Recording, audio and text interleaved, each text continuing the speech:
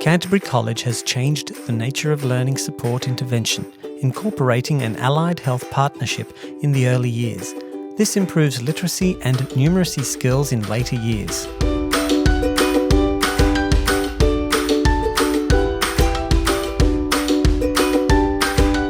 My favourite move is the big cushion because it's wobbly, it's fun. Leopard crawling.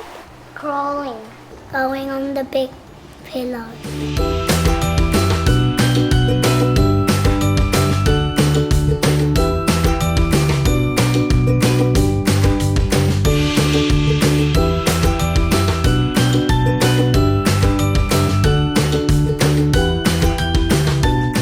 21st century children are different. We have seen significant changes over each generation, Y, Generation X, and now I think there's almost a few more generations I could squeeze in there and describe. One of the differences is that we do not play in trees. The kids are not just left to roam the backyard or to ride their bike down the street. Majority of children are spending at least 10 to 15 hours on screen time. Technology has a very important place, and iPads and computers or any of those sort of devices we highly recommend in some instances. But if you are spending time one-on-one interacting with a screen, that is time that you are not doing other things that you are needing to do for core development. So if you're sitting 30 centimetres away from a screen, you're not developing gross motor skills. You're not developing core stability because most of the time it's done sitting in a couch or in bed or in other positions that do not develop your core abilities, your core strengths. Core strength is needed to even be able to hold your body up, to hold a pen, to write. So if we are not developing these skills, they will have a direct impact in the classroom. We've been on this journey of exploration from the beginning, and we set some sort of standardised processes in place to assess and evaluate the students before they enter the engine room program, and to define, how that selection process would happen for them.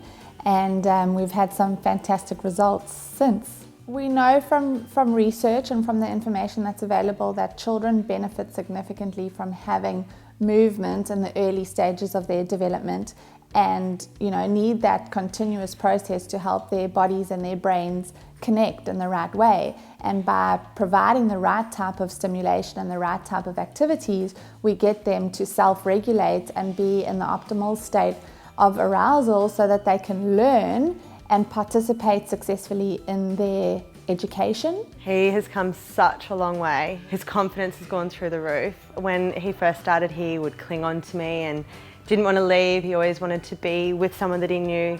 Whereas now he's confident, he's independent, he's happy to go there independently. He wants to be here. His communication's come such a long way too. In the past, where he would say something and he wasn't understood, he'd just keep repeating and repeating. Whereas now he'll try a different way to communicate, or he'll say it in a different way, or he'll even use his hands to sort of sign language or to act on what he's trying to say.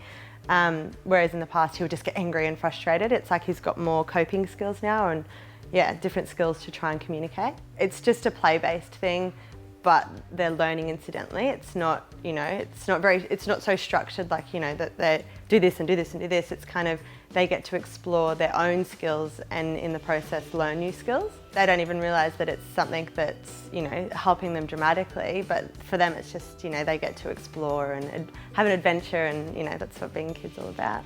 Mrs. Anderson had done a fair bit of research in regards to sensory processing, and she actively sought the services of Jen Jereb, who was a very well-known OT who had done a lot of work in the area of sensory processing and multisensory rooms. We invited Jen Jereb to come up to Canterbury, and she ran some fantastic sessions for staff and parents about what is sensory processing. And from that, more research was done. Staff attended some of her sessions down in Sydney, and then we began the process of developing the engine room.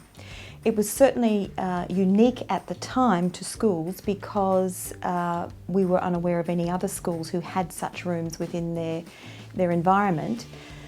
The most important thing for us, I think, was the fact that we had recognised that there were more children who were requiring support with their sensory processing. We were seeing more children who were fidgeting, who weren't focused, who just had trouble being in classrooms for any length of time. So the engine room became a great need within the school, and one that we think has provided a really exceptional service for the number of children who use it.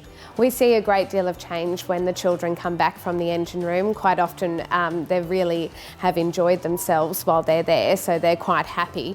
But I also see that the children have calmed down and are ready to be focused and engaged in the learning that we're about to do.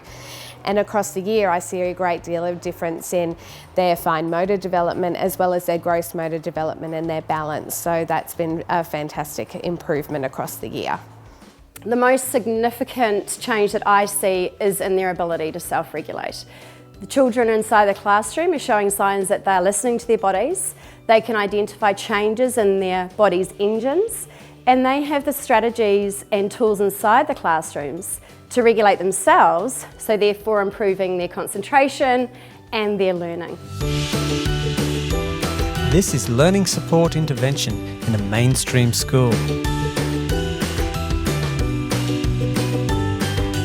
We have little people in prep who cannot walk upstairs. So these little people will, just by going through the engine room and doing simple activities, which are I say simple because to them it's fun. To us it's actually strategically designed based on very evidence-based gold standard approaches. So the engine room, we would see that they would, by the end of the year, if not sooner, be able to walk upstairs without having bruises all over their knees from falling.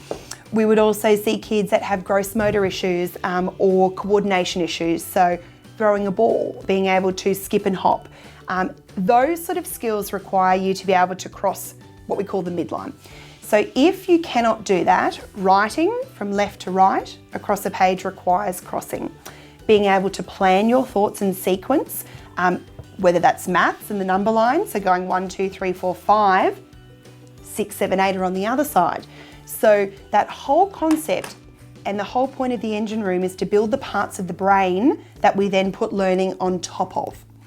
So if those areas are not developed naturally, then it is like a pyramid of Swiss cheese. So if you have one hole here, you will continue to have holes the whole way up the pyramid.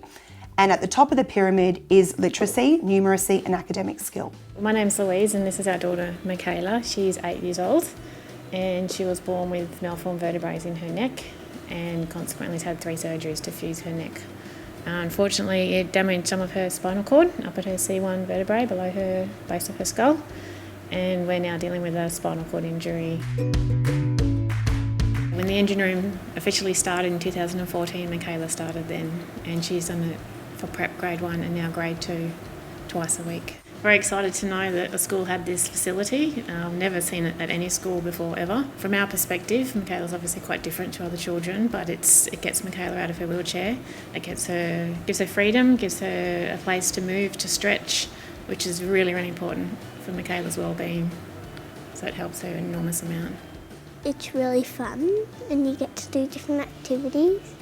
My favourite thing in the engine room is wheelbarrow walking. Well, my favourite thing to do in the engine room is to go across the beam because I like balancing on stuff and you have to balance on the beam. It's a great place. You get to do lots of obstacles and you gotta listen to the teacher and you can even do some yoga breathing to calm you down. This time we're going to hold, so big breath in and hold.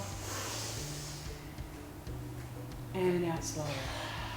It's about making sure that the kids are at the optimum level, and the way to do that is 2 ways, either hard work or deep pressure.